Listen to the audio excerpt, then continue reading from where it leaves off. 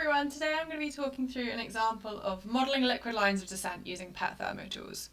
So what you're going to do is you're going to go to the Read the Docs page and you're going to scroll down to this crystallization calculations section. And then we're going to be doing the first example, this modelling liquid lines of descent. So to get the notebook, what you're going to do is you're going to click on this Python notebook button. This is then going to take you to GitHub, and then you're going to press this download raw file button. So that will download it. You're then going to go back and you're going to scroll down to here where it's going to give you the Excel spreadsheet that we need. So you're going to just click on that, and then you're going to again click this download button, and then you're going to save those two files somewhere on your computer where you want to run it. I'm then going to open that in this software VS Code, but you can use whatever Python editor you like. You could use Jupyter Notebooks, Jupyter Labs, etc. So what I am going to do is I'm just going to restart my kernel so that we lose everything and we've cleared all the outputs.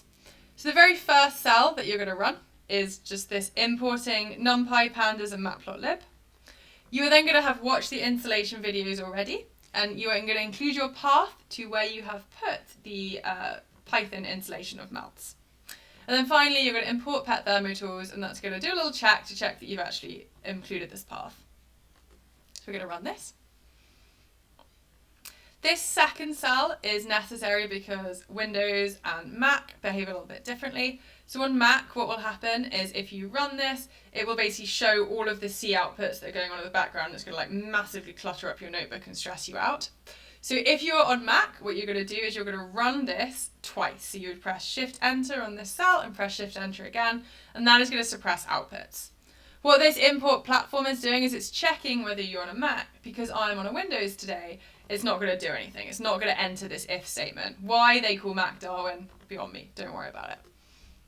So we're going to run that. And the next thing we're going to do is we're going to import the data from that glass spreadsheet. And again, the way this is currently set up is so that your notebook and your spreadsheet are in the same folder on your computer. This is typical geochemical data, so we can I'll just pull this spreadsheet up for you quickly. Second. So basically you have this group label which tells you whether it's a matrix glass or a melt inclusion, and then you have your oxide data and your volatile data. So that is what we're loading in. And then we're going to subsample that data frame based on this column group. So what this line is doing is it's taking all the rows where the group is melt inclusion, and we're giving that the name of a new data frame melt inclusion, and then the same for matrix glasses. So for example, we could look at the matrix glass data frame, and this is what it would look like. Now typically when we run fractional crystallization calculations, we want to start at what we think the most primitive sample is in our system. So what we're going to do here is we're going to first sort this melt inclusion data frame based on the magnesium content. And you can see here are those 5 melt inclusions, and the one with the highest magnesium is now at the top. So what we're going to do is we're going to take the first row of this data frame, and that is done through this lock0 function. And we're going to set that as our starting composition. So now we're ready to go, we've got our starting composition. We're then going to come down and we're using the PTT isobaric crystallization function.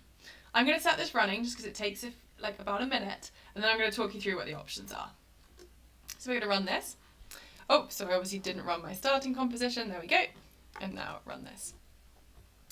So the first thing that you specify is the model. So here we're using melt v1.2.0, but you could use pmelt, you could use 1.0.2, or you could use the Mageman or Holland models. You're then going to specify your starting composition. So that is that starting composition that we defined up here, and that is under bulk. You're then going to specify that you want to find the liquidus, and that's where you're going to start your calculations here. And then we're going to put the pressure that we want to run at. Now, one of the things that's special about PetThermoTools is that you can run at 4 different pressures, or as many as you want. So in this case, we're doing 4, you could do 2 pressures, you could do 1 pressure, you could do 10 pressures if you really wanted to. So here we're running at 500, 1,000, 2,000 and 4,000 bars. We're going to specify the temperature that you want to end your calculations. Here we're ending them at 1,100 degrees Celsius. This is actually quite hot. You could set this way lower if you wanted to, say, run down to a dacite or a rhyolite composition. This is where we specify the temperature step. So here we're doing calculations every 2 Celsius. You could do much bigger temperature steps to start with. That would be quicker. And then we're going to specify our oxygen fugacity. So here we're running at -1 from the FMQ buffer, so FMQ -1. The final things we want to specify is whether we want to fractionate solids, so that would be fractional crystallization, and whether we want to fractionate fluids. We are fractionating both in this situation. And then finally, this label is to help label the fact that you've run 4 different calculations. So here we're saying, okay, we want to label based on the fact that we've entered 4 pressure values. So what does this give us? Let's have a look at the outputs. As a reminder, in Python, you can always print the output name, and unlike MATLAB, it doesn't automatically print, so by printing it, we actually get to see what it looks at. So you can see there's a lot of these like curly brackets. If you don't know much Python, this might stress you out. If you're ever in doubt about what you're looking at and you want, say, ChatGPT to help you interpret it, you can say what the type is. So in this case, we know we're working with a dictionary. Now, dictionaries have what we call keys that help us work out what is inside them. So we can look at the keys for these dictionaries. And you can see the upper level of this dictionary is that it is sorted into 4 things. One for the 500 bar calculation, and that is because we asked it to label the dictionary based on the pressure in bars we ran the calculation at. So what we could do is we could look at the outputs from just the 500 bar calculation. How are we going to do that? Square parentheses and the key inside of that. So you can see this looks pretty similar to what we had before. So we might ask ourselves, oh, what is this data type? So again, we're going to do type. You can see this is also a dictionary, so it also has keys. So let's look at what some of those keys are. So for example, we have a conditions key. So we can go see what's in there. You can see this gives you the temperature, the pressure, various thermodynamic outputs, the mass of the system, and the log FO2, for example. Maybe instead we want to look at the liquids key.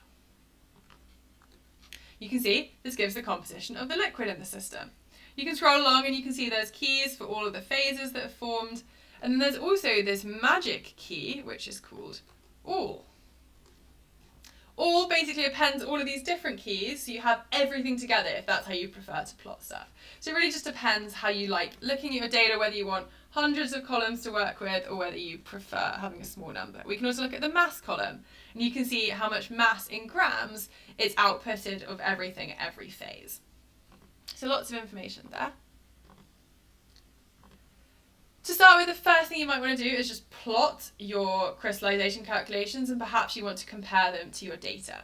So using this PTT Harker function, the first thing we give it is the output from the calculation. And then we give it the data that we want to plot. So here we're giving 2 types of data. We're giving the melt inclusion data. So we're giving it the name that we want to see on the legend and the data. And then similarly for the matrix glass, the name we want to see in the legend and the data. We're going to specify the colors that we want those symbols to be. And finally, we're going to specify which plot we want the legend on. So let's just run this. So you can see what it's doing is it's plotting all of these oxides against MgO. It is colouring that melt inclusion data in blue and that matrix glass data in yellow. And it's overlaying those 4 crystallization calculations. And you can see these are the pressures that it's running at. Now, you might not want to call it Mg in your paper. You might want to call it matrix glasses, and that's totally fine. You can just edit it. Now you can see it's changed what it has in the legend. So this is totally customizable. Maybe you hate yellow. I hate this yellow. Let's change it to red. And there you go. So you can customize this plot to a certain extent.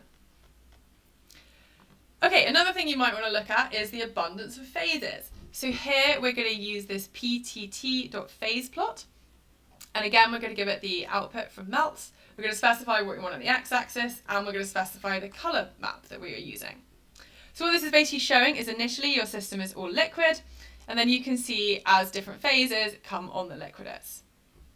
And you can see that for each of the pressures. And say you don't want MgO, you want silica on the x-axis, you can totally do that as well. So now we're looking at the diagram from left to right as we crystallize rather than from right to left. If at any point you're like, oh, I don't know what the options are in these functions, you can use the help function, and it's going to give you information on what you should be giving it. So for example, here we're going to click this view scrollable element thing. So it tells you, for example, that these are the kind of options that you can put on the different axes. So if you ever don't know the different options, run the help function. Okay. So what this text is describing is that maybe the volatile contents from those melt inclusions aren't actually what you want to run the calculations at. Maybe you want to tweak that to see if you can get a better fit. That's pretty easy to do in PetThermoTools. So all of this is exactly the same as what we had before. The only difference is now we are changing the initial water and the initial CO2 content, okay? we're actually going to change the label to be various of these labels work, but just for consistency, we're going to set the label to P bar. You don't have to do this. This is just me trying to be consistent so that they exactly match. Okay, we're going to run this calculation. So one of the reasons I really like VS Code is it shows you the time really nicely here, so you know how long things have been running for. You can go get a cup of tea, and then you can know, for example, that one of these calculations typically takes about a minute on your laptop, and then you know how long you have to go and have a snack or whatever. I'm running this on pretty typical $900 ThinkPad laptop, so not particularly high-end laptops. If you're working with students, this is kind of a typical time that you can expect their calculations to take.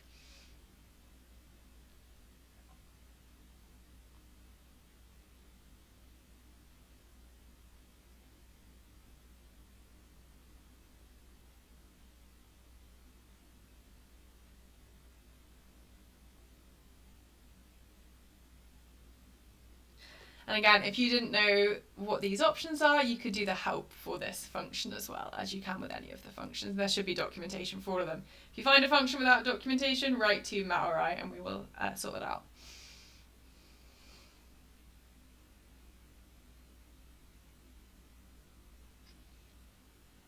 You might ask yourself why this is taking a bit longer than before. So you can see before this completed in 30.1 seconds. Now we've added CO2. What you'll find is that there is just certain calculations which are a struggle to converge for, and you'll just have to be a bit more patient, but you can see it's finished there after 1 minute and 19 seconds. So we could plot a Harker diagram for this. And this is just showing another optional input to this, so you can specify the y-axis. So right now we're specifying that we want all of these oxides, but for example, say I just want silica and titanium. I could delete these, and then it would just plot silica and titanium. So it's quite a customizable plot. Okay, some other things we might want to do. We might want to plot this on a task diagram. If you have not used Pyrolite before, this is a great Python package by Morgan Williams. You're going to want to pip install it to start with. So you would want to run this. You'll only have to run this once if you've not run that before, and if you have run it, we can just comment it out. You're then going to import the task plot from Pyrolite. And then what this is basically doing is it's looping through those model results. So it's looping through those 4 keys, so those 4 different pressures. And then for each loop, it is plotting the sodium plus potassium versus the silica content, and it's changing the colour every time it does that. And then we're just simply plotting the glass and the melt inclusion data on top. So there you go, there's a typical plot, and this is one of the reasons that PetThermoTools is written the way that it is so that it's easy to interact with these different Python packages. Just give another example of that. In ThermoBar, there is a pyroxene classification diagram, that typical ternary diagram you probably remember from your petrology lectures. So again, what this is doing is it is just looping through these 4 pressure keys. And then first it is calculating using the ThermoBar function what the ternary coordinates are, and then it is simply plotting those coordinates. Again, if you have not installed ThermoBar already, at this point you would need to do pip install ThermoBar. And then you would need to run that. So we can plot this, and we can see that melt has stabilized pyroxenes up here, and also some pigeonites as well down here. Say you want the symbols to be smaller, you would just change this S parameter, and there we go. So you can again Google AI various ways to adapt these plots. So that's an example of very simple fractional crystallization that you can perform in PetThermoTools and have all these plotting functions do a lot of the hard work for you. So stay tuned, there will be more videos on more complicated examples.